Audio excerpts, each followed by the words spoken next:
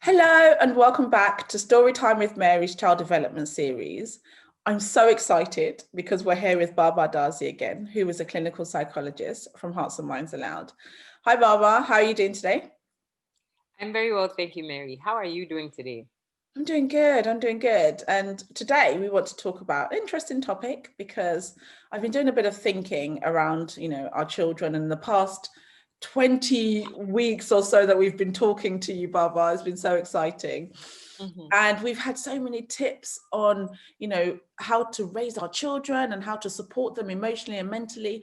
So we just wanted to run through a few of those tips. And I wanted to start with one that's really close to all of our hearts, relationships, and how we support children with building relationships. Thank you, Mary. It's a good recap, thinking through and talking about all of the things we've discussed the last 20 weeks. You remind me that feels like hasn't been that long because I've enjoyed all the conversations. To answer your question, relationships, of course, are really important for child development. We should encourage them with our children as much as possible because they're a great way of teaching our children social skills, developing their skills of interacting, being able to express empathy and receive empathy as well. It's a great way of them, building and maintaining good emotional health. So as much as possible, we should encourage that if it's, taking them around friends or getting them involved in activities that will require that they build relationships to continue those activities. How about setting goals and setting dreams for our children? How do we support them with that? Goal setting is so important in that it builds resilience. There's an anticipation, there's always something to look forward to. And I think that encourages motivation as well. If you're working towards something, then you push through even in spite of the difficulties, as opposed to not exactly having a destination. If we find that our children are experiencing some frustration while trying to achieve their goals, it's a very good thing to try to motivate them, use some positive reinforcement and encourage them to get to that goal. Because guess what? Once one goal is achieved, there's a tendency or there's the excitement to set another goal and move towards that. Okay, so like I've already said, that's a great way of building resilience, motivation, building discipline in our children. So it's a good one to encourage, I'd say. Thanks, Baba. Obviously, this year has been really difficult for all of us. And I can imagine it's been especially difficult for children. I've got my own two kids, and the older of the two has expressed frustration around not being able to see her friends and have play dates, which is understandable. She's just 4. How do we encourage children to keep a positive mindset, and what can we do to help them with that? It can be very tempting to focus on the things that we don't have or the things that are going wrong. And I think one of the things we mentioned in our conversation last week was being intentional. Okay, so as parents, a good skill to build or to instill in our children is the art of being intentional about the positive things.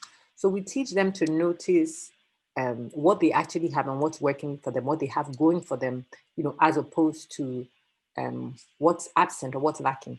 And I talk about being intentional because, there's no other way. There's no other way of achieving this without being intentional. Like you actually have to pick sometimes what looks so small and insignificant, but if you paid attention to it, you realize that it has such a big impact, a big positive impact in your life.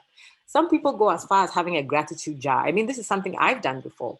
You want to be able to write down the things that you consider positive or the things that have helped you get through a day, for example, things that you otherwise wouldn't pay attention to. And then you put it in a jar, decide to take stock of everything at the end of the week, and you realize how blessed or how fortunate you are. And these are things that you wouldn't notice if you weren't paying attention or being intentional. If I'm not in a situation that I consider perfect or desirable now, doesn't mean that it will stay that way. There definitely will be, to use an almost hackneyed expression, there definitely will be light at the end of the tunnel. Yeah, there's definitely light at the end of the tunnel. We're hoping so anyway. And I love that, your positivity jar, or what did you call it? Gratitude jar. That's great. Yes, I think we might try that actually, because I really like the idea of, noting all the positive things that happen and not just focusing on the negative, which is fantastic. So Baba, one that we've really talked about a lot is emotional control and teaching our children and ourselves really to control our emotions. Do you have any tips for us on that? I do have a few. So this is recapping, some of the things we've done. But of course, you also want to let your children know the value of that. And that's because it's impossible to have any meaningful relationship or thrive in anything meaningful today without some level of emotional intelligence, right? Especially if whatever you're doing involves other people. And of course, everything that you will do will involve other people, right? So then it's an absolutely positive, like it's imperative that we help our children build that.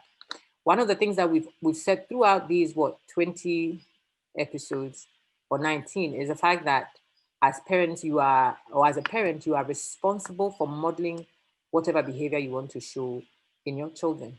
So you start by modeling, positive emotional control, positive emotion regulation, positive emotional expression. So you are not, tagging, or you are not completely discounting certain emotions as being negative. So, for example, emotions like anger or frustration, we consider them negative. But a good way of explaining to your children that these things have their place, anger and all of these things have their place. Important thing is to understand how to express them.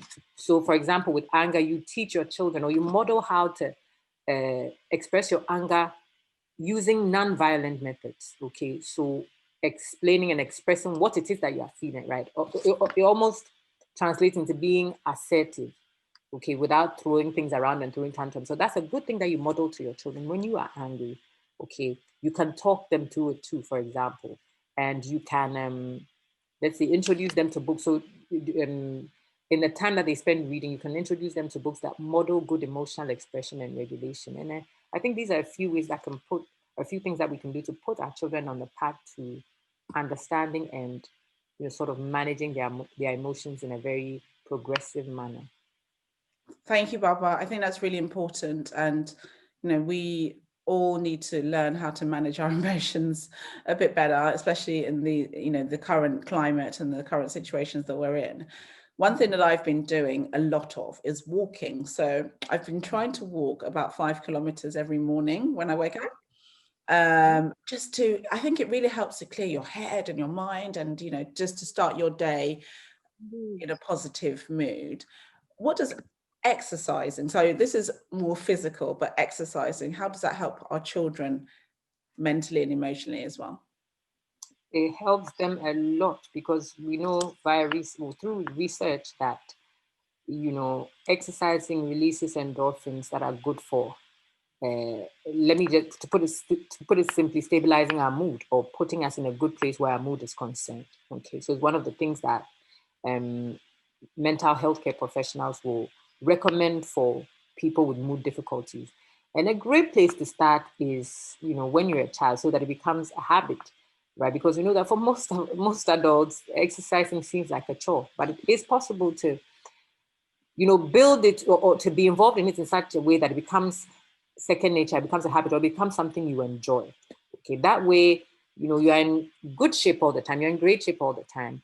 And when you look better, more often than not, you feel better about yourself. You feel healthy, and then you feel, great. If you're also into aesthetic value, depending on how you look on the outside, you feel great about that too. And it gives you a sense of confidence in most of the things that you are doing. So I guess the value of exercise, can be overemphasized. Yeah, I agree. And I think especially in these times when we're stuck at home a lot, getting out, getting some fresh air is really, really important.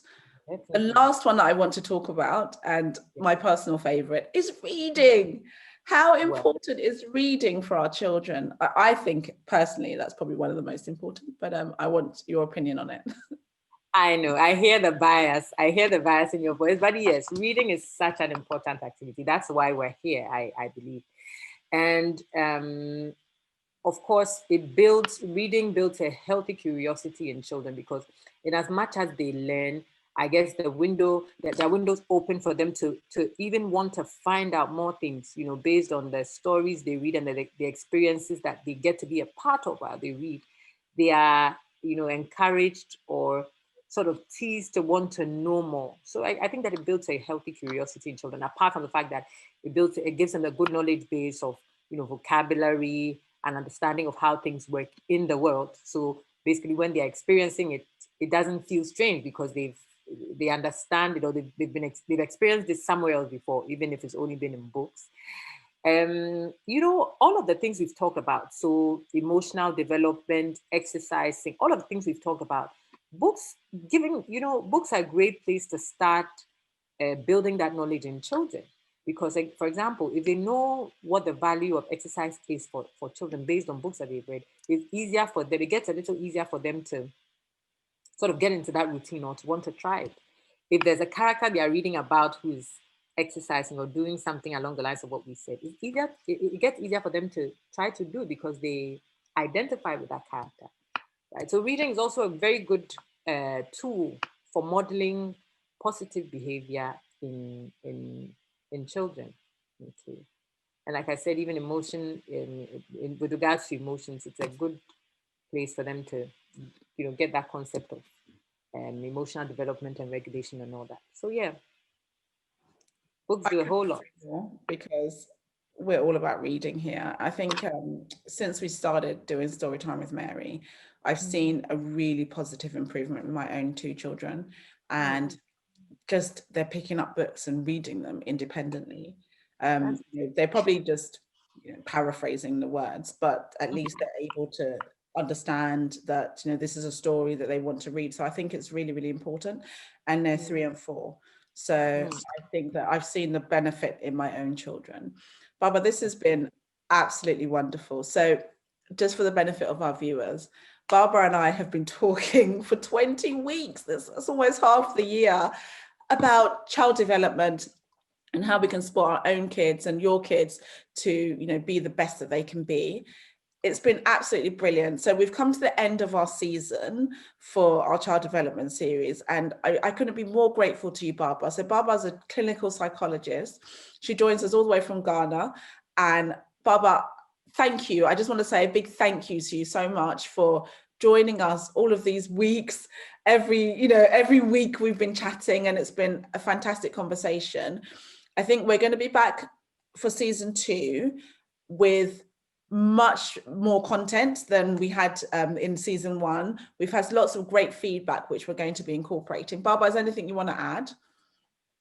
Yes, Mary, that the pleasure was all mine joining you on Storytime with Mary. It was an absolute privilege working with you. I've learned so much, and you know, I've enjoyed spending time focusing on how to help our children, you know, develop intellectually and emotionally. It's been time well spent. And I mentioned earlier that it didn't, you know, 20 weeks feels like a long time, but it hasn't felt like it because it's been a very fun ride. And I am extremely grateful too that you invited me on this ride. So thank you too. No, thank you too, Barbara. And can you tell us a bit more about Hearts and Minds Aloud, which is obviously your organisation, and what we can expect from you? Absolutely. So Hearts and Minds Aloud is big on, you know, creating mental health awareness and generally in the community around adults, but a big part of our work is focused on teen or adolescent mental health because we promote preventive work more than reparative work. So we believe that if we can do, so like we're doing with Storytime with Mary, with children, if we can create that awareness, if we can build that sense of, you know, teaching young adults that I actually have the power to create positive experiences. I can manage my mental health. I can do A, B, and C to make sure that I'm in good mental health. It gives, I guess most people will have a better experience in adulthood. And, you know, the community doesn't feel like it has so many problems to solve where mental health is concerned. So we're doing lots of community outreach. We are working on our docu-series where we have people sharing, we have survivors of mental health difficulties sharing some of their stories. And this is all in a bid to encourage people and let them know that help is available. And so it would be great to access that help whenever you need it. Brilliant. Thank you, Barbara. And we are looking forward to lots more from Hearts and Minds Aloud. And obviously, we will be back again for season 2. So thank you and bye for now, but we'll definitely be back. Bye-bye, Mary. Have a great week. All right, you too, Barbara. Bye.